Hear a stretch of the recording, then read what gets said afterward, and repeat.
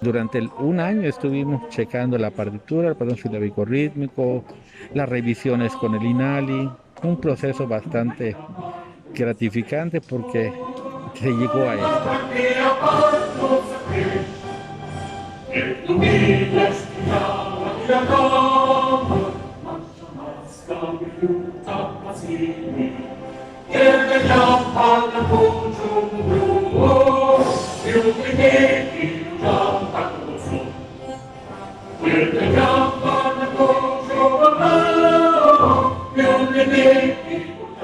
Juntos transformemos Yucatán. Gobierno del Estado.